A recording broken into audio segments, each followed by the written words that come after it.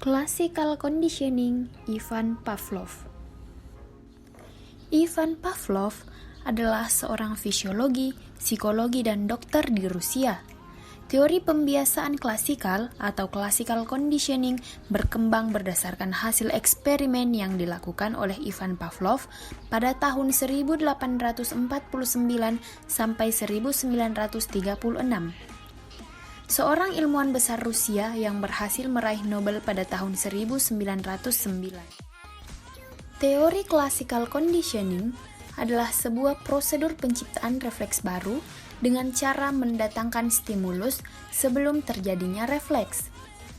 Classical conditioning memandang bahwa suatu organisme belajar atau berperilaku sebagai hasil dari mengaitkan atau mengasosiasikan stimuli.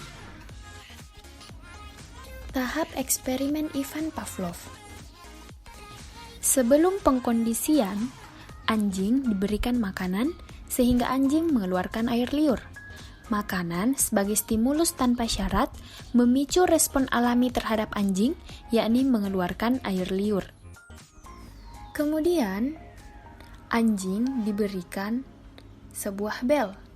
Bel tersebut dibunyikan, namun anjing sama sekali tidak merespon. Bel di sini sebagai stimulus netral.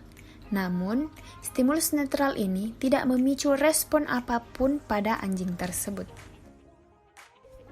Selama pengkondisian, bunyi bel dipasangkan dengan kehadiran makanan, sehingga anjing mulai mengeluarkan air liur.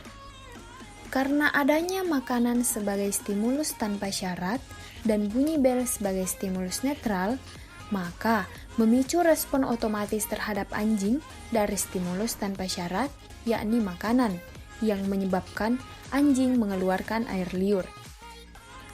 Setelah pengkondisian, anjing diberikan bunyi bel dan anjing mengeluarkan air liur. Karena ketika anjing dihadapkan dengan conditioned stimulus secara berulang-ulang sebelum unconditioned stimulus seperti makanan, hal tersebut akan mulai membangkitkan respon yang sama. Lonceng sebelum makan adalah conditioned response. Jadi, anjing itu mengeluarkan air liur untuk bel dengan cara yang sama seperti mereka mengeluarkan air liur untuk makanan di depan mereka. Hasil eksperimen. Eksperimen yang dilakukan Ivan Pavlov terhadap anjing menunjukkan bahwa perilaku belajar terjadi karena adanya asosiasi antara perilaku dengan lingkungannya. Menurut Pavlov, terdapat dua hal penting yang perlu diperhatikan, yaitu pertama, organisme selalu berinteraksi dengan lingkungan. Kedua, dalam interaksi itu, organisme dilengkapi dengan refleks.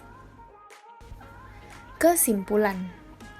Dapat disimpulkan bahwa perilaku manusia merupakan keberhasilan fungsi dari stimulus. Lingkungan merupakan stimulus bagi terbentuknya perilaku tertentu.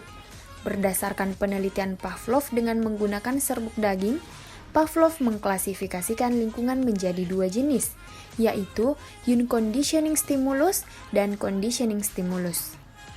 Unconditioning stimulus adalah lingkungan yang secara natural menimbulkan respon yang disebut unconditioning response, atau biasa disebut respon yang tidak dikondisikan, dan secara alami terjadi. Sedangkan, conditioning stimulus tidak otomatis menimbulkan respon bagi individu, kecuali ada pengkondisian tertentu dan responnya disebut conditioning response.